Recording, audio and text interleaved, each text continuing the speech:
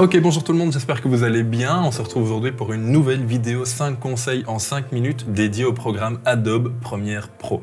Si jamais tu connais pas ce thème de vidéo, sache que j'ai déjà fait 3 épisodes de 5 conseils sur Adobe Lightroom. C'est la première fois que du coup j'attaque le monde vidéo. Donc si ça te plaît, n'hésite pas à laisser un j'aime. Je ferai du coup un épisode 2. Bref, je vais essayer de contenir les 5 minutes et de ne pas les dépasser comme je fais d'habitude sur Lightroom. Premier conseil que je peux te donner, c'est au niveau de l'organisation de tes rushs. Lorsque tu ouvres Premiere Pro et que tu importes tes rushs, généralement, ils sont un peu plic-ploc comme ça dans tous les sens. Moi, j'aime bien être bien organisé, surtout lorsque j'utilise beaucoup de caméras différentes. Ici, dans l'exemple que je vais te montrer, j'ai utilisé un X-T30 de chez Fuji, ainsi qu'un GFX 100, un Sony A7 III et un Mavic Air. Donc au total, j'ai 4 caméras différentes.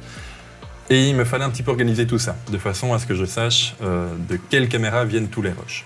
Et pour ça, il y a 2 solutions. La première, même si je suis daltonien, j'aime bien utiliser un code couleur.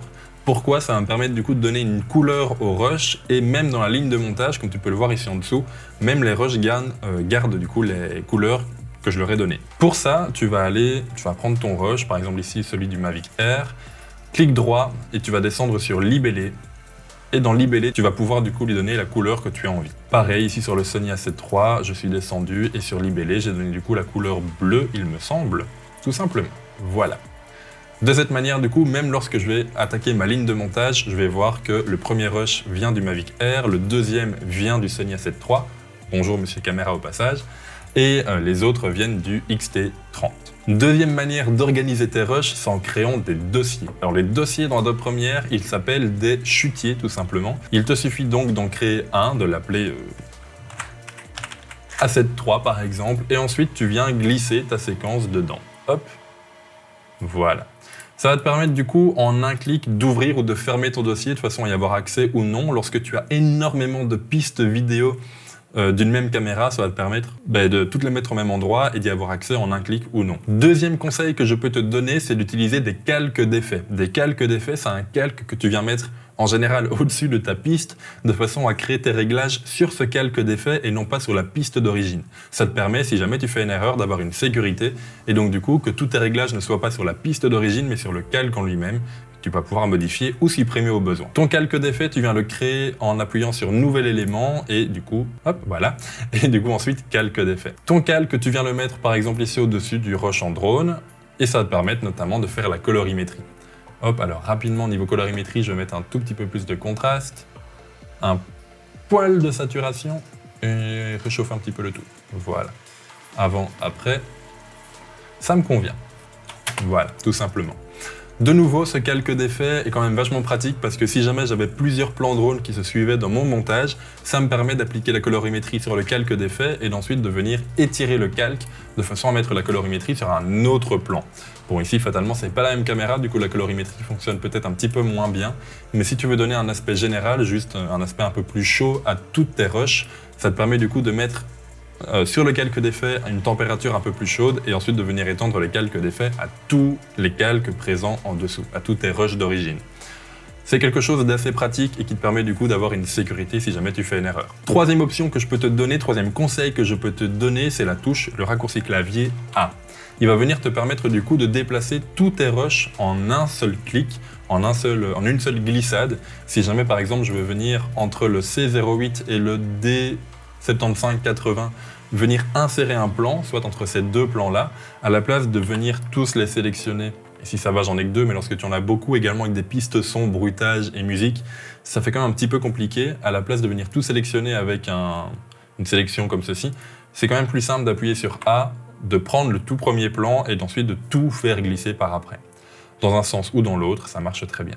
Quatrième conseil que je peux te donner, c'est si jamais ta station de travail n'est pas assez puissante, c'est l'utilisation de proxy. Alors les proxys, c'est un terme anglais. Je pense qu'en français, on va parler de copie allégée, il me semble. On va vérifier ça dans une minute. Ça va te permettre du coup de remplacer ton rush d'origine. Imaginons un rush en 4K 120 images secondes. Ce serait génial d'avoir ça. Ça existe déjà, mais tout le monde ne l'a pas, soit. Ton rush en 4K 120 images secondes, ton PC n'arrive pas à le lire de manière fluide, eh bien, dans ton montage, tu vas remplacer ce rush par une copie allégée, donc qui a une résolution plus basse. De 4K, tu vas peut-être passer à 720p par exemple. De ce fait, ton PC, ta station de travail va le lire beaucoup plus simplement. Tu vas pouvoir venir y appliquer des effets, de la stabilisation, pourquoi pas, du ralenti, tout ce que tu veux.